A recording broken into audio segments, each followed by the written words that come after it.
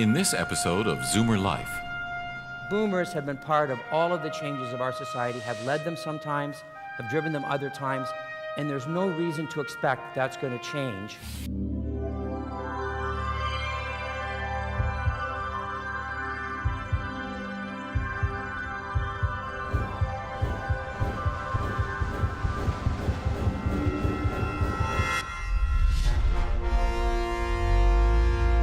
Zoomer Life, health, wellness, and longevity from the world's brightest minds.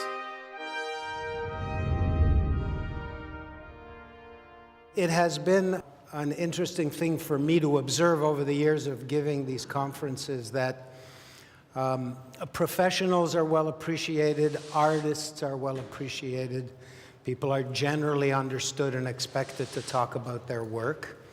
But when a business person comes on stage, there is a kind of stiffening of spines and a measure of resistance to what is about to be said. I've never quite understood that. I don't think it's entirely fair.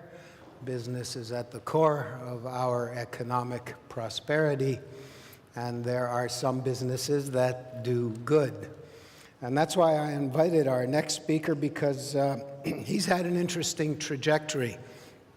He spent 31 years in public life, working as, most recently, president and CEO of St. Mike's Hospital, 17 years. And now he finds himself at the leadership of a large company specializing in retirement homes, one of the big three companies in Canada that work in this field. And I don't know, Jeff, if I'm in any way eclipsing some of your material, but just to set the context of this discussion for you, I'm reading from an article in the ROB that talks about the problem, crisis and opportunity, of how society is going to pay for the surge in retirement facilities needed to accommodate the generation born between 46 and 64. That's the boomers, us guys, the Zoomers. So according to Stats Canada, the country's senior citizenry is projected to surge from 14.4% of the population this year to 24%, fairly long way out, by the year 2041. But that'll put tremendous pressure on the existing current supply of seniors housing. There are apparently 198,739 units in Canada, and KPMG predicts that Canada will need, this is the opportunity part, 104,000 long-term care beds and 52,000 retirement beds to accommodate seniors by 2016. That's not very far in the future. Jeff, this is Jeff Lozon.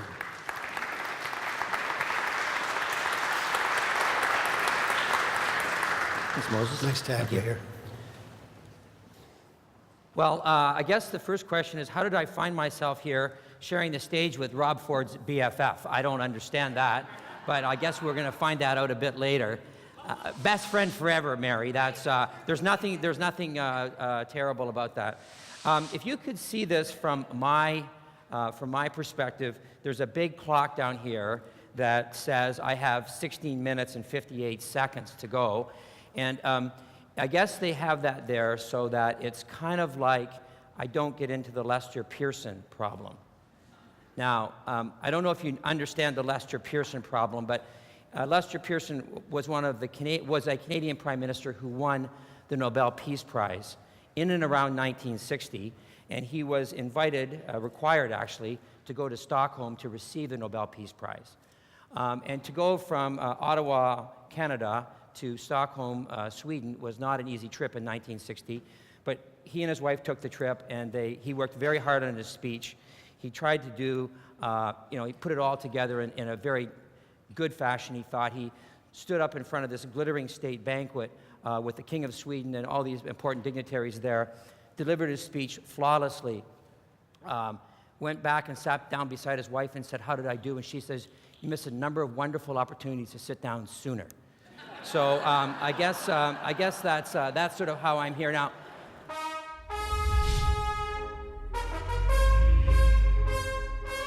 83% of the boomers surveyed said they want a better aging experience than their parents. They want something to be more flexible, to have more choice-driven. They want something that will meet their individual needs as opposed to something that may meet a collective need.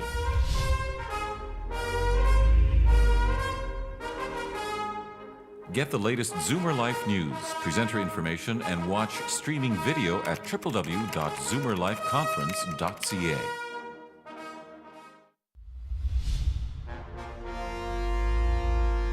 Zoomer Life. Health, wellness, and longevity from the world's brightest minds.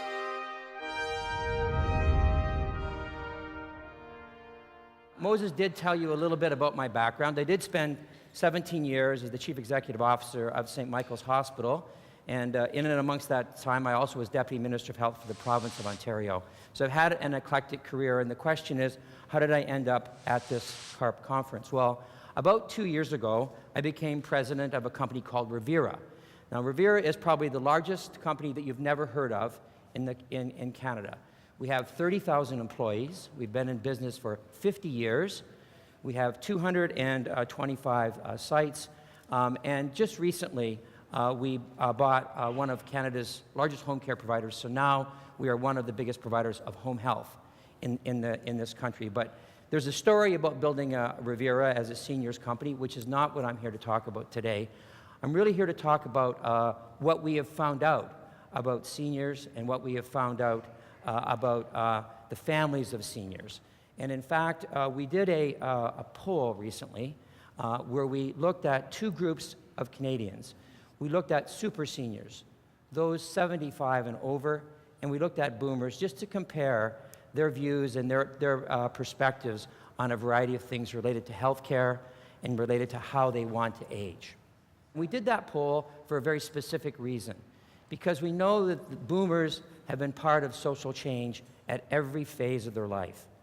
Whether it is civil rights, whether it was sexual freedom, whether it's a more diverse culture, boomers have been part of all of the changes of our society, have led them sometimes, have driven them other times, and there's no reason to expect that's going to change as they become elderly and older and as they become super seniors. That change will continue, and that's part of the reason why I'm here, is to talk about what kind of change. So we talked to the boomers and we talked to the super seniors about what they thought about their health care in the future and the prospects of aging. So I would say, having been in the business now for 31 years, some of the things that they said were quite surprising. Some of the things are things that you would intuitively understand.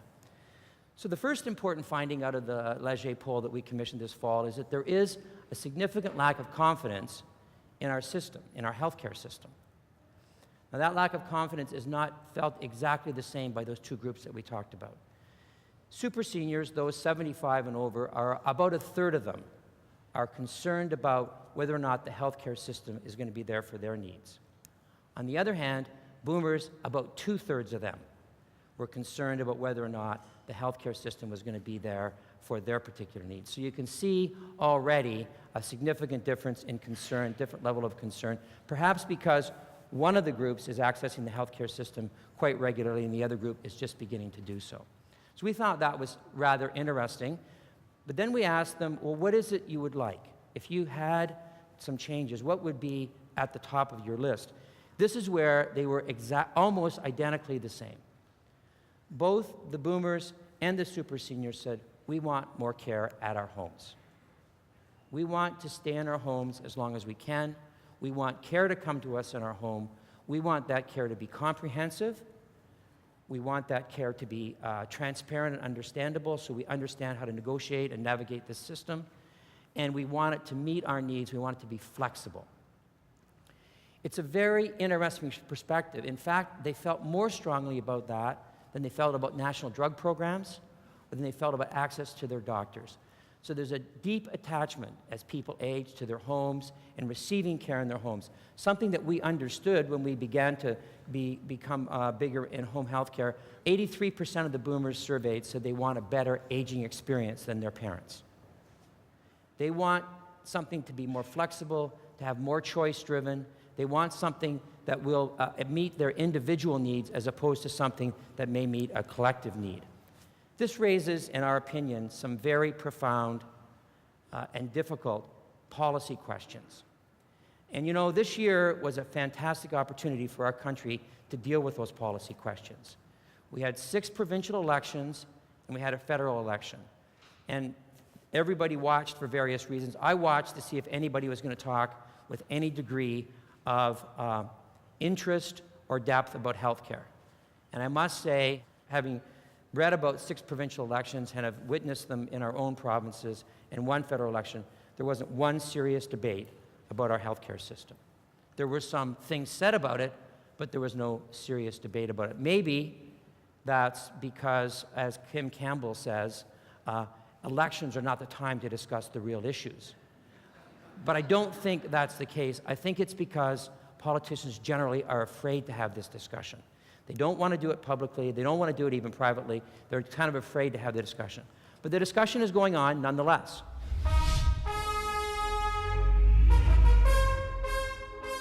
We don't think we should necessarily only have a debate about the future of our healthcare system.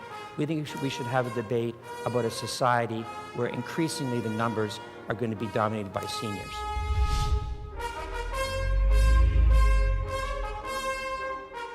Get the latest Zoomer Life news, presenter information, and watch streaming video at www.zoomerlifeconference.ca.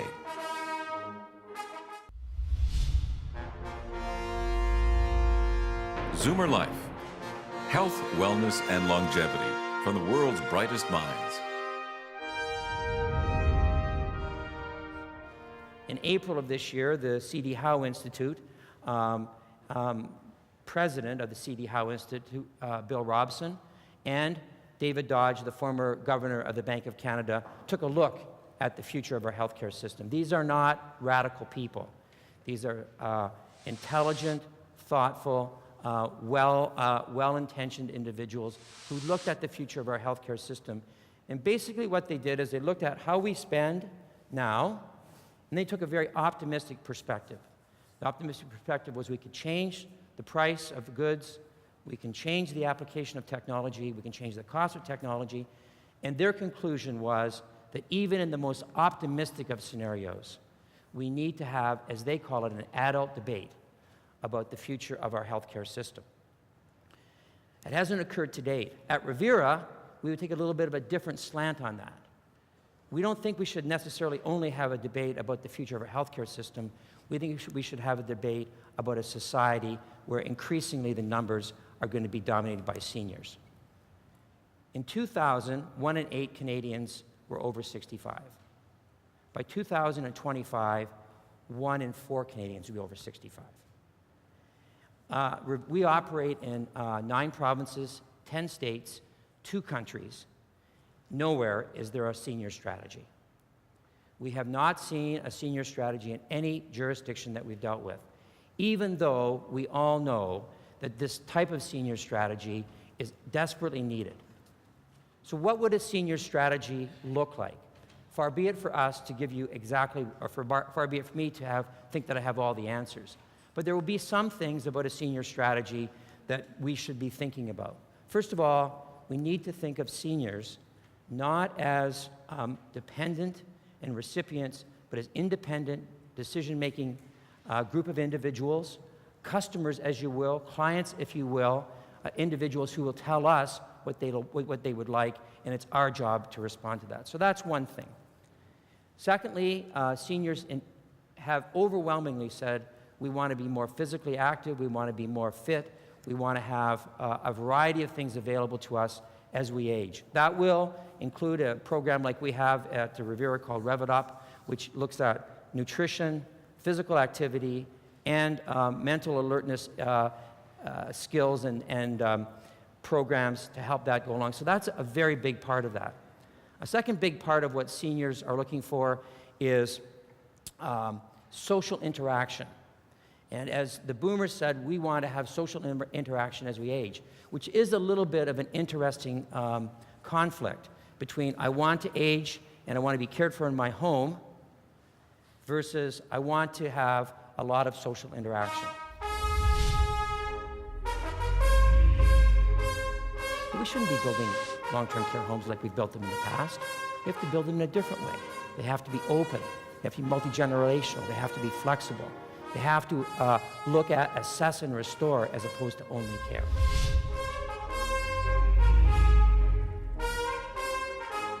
Get the latest Zoomer Life news, presenter information, and watch streaming video at www.zoomerlifeconference.ca.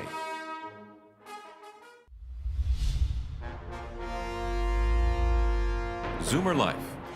Health, wellness, and longevity from the world's brightest minds. In our retirement homes, one of the most frequent reasons why people would move into a retirement home is because they're lonely. They've lost a partner, they lost a spouse. We want to come into the retirement home to have more social interaction and more social activity. And what we found actually is that sometimes those individuals say, I wish I'd done this sooner. Because that amount of social activity, that amount of social integration is something that people are desperately looking for. We're going to look at different sorts of architecture and different types of city planning. So every province, no one wants to be in a long-term care home, and no one really wants to build long-term care homes. But the simple reality is that every province has a waiting list for long-term care homes, and some will be built, and certainly it is a necessary part of our healthcare system and an important part of our healthcare system. But we shouldn't be building long-term care homes like we've built them in the past. We have to build them in a different way. They have to be open. They have to be multi-generational. They have to be flexible. They have to look at, assess, and restore as opposed to only care. So that's a big part of it. If you look at cities, New York City would be a good example of a city that has been designated by the World Health Organization as age-friendly. So what does an age-friendly city actually mean? Well, it means things like we see here in Toronto where you have street lights, stoplights, where there's signs how long it takes to cross.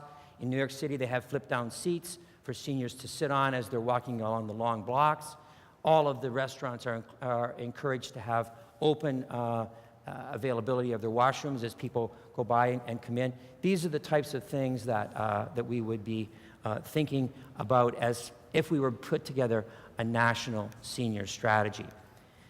Of course, a part of that is going to be kind of how do we interact with one another, and that gets to this notion of kindness. Mark Twain says that kindness is the language that the deaf can hear and the blind can see. And so however we develop our social programs, however we develop our strategies around aging, we need to keep in mind that particular part of human kindness, which I think has been part of where we've been going into the future. One of the things that came to me about this home care notion, which everybody has talked a little bit about, certainly our boomers and our super seniors talked about home. It came to me in a very profound way last Friday night. On Friday nights, it's quite common that you would find my wife and I and our children and all of their friends in our local neighborhood pub having a drink. This Friday night, I was walking by the neighborhood pub, walking by the end of the bar, and one of my neighbors was there. He was standing at the end of the bar looking a little bit distraught, waiting for his takeout. I said, "How is it going?" He said, "Not well." He said, "My wife is at home. She's receiving palliative care from Revera. She's about my age. I just turned 60 this year." So this importance of home care in terms of what it does for individuals now. 10 years ago, she would never have been able to stay in her home for palliative care. 10 years from now, we might be actually able to deliver other sorts of programs and initiatives in our home that we would never have conceived of if we think about it in the long term and in the future. There is an important part of the future of this social interaction, the future of the healthcare for aging, which is around mental health.